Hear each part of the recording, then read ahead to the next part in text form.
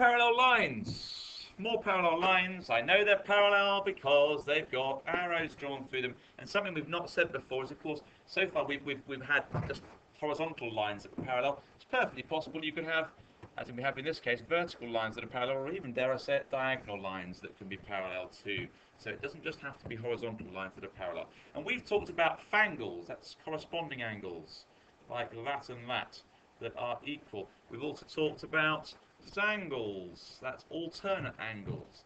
They're equal too.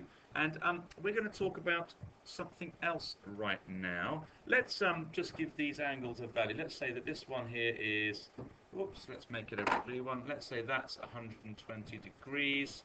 Then if we understand anything about angles in a straight line, if we know that that angle is 120 degrees, then the angle above it should be, Charlie, 60 degrees, because the two angles there are on a straight line and therefore should add up to 180 degrees. And if the green angle here is 60 degrees, what will be the green angle at the top? The alternate angle, the zangle, yes.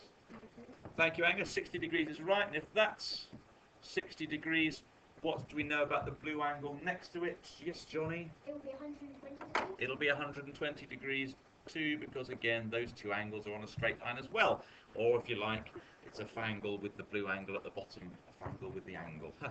Right, there we go. Now, let's forget about this one right now.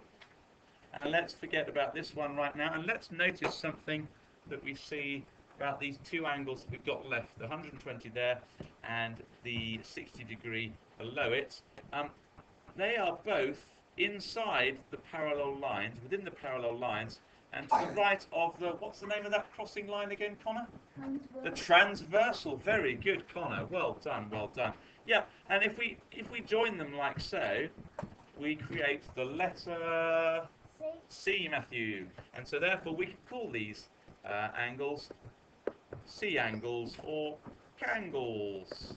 They've got a proper name. Anybody know what it is? Yes, Matthew? Co-interior angles. Well done. Co-interior, or if you like, C or cangles. C angles, cangles, co-interior angles. And we notice that those two angles there add up to 180 degrees, Oliver. Well done. And how about the cangles on the other side? Because of course we could have a backwards C, couldn't we? Here we go.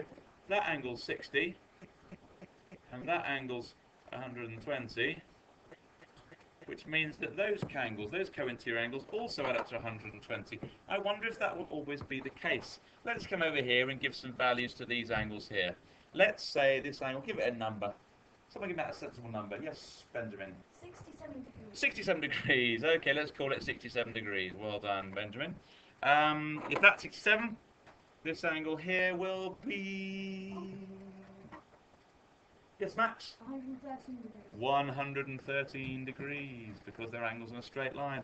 And if that angle there is 113 degrees, I reckon that's a zangle. So I reckon that will be 113 as well.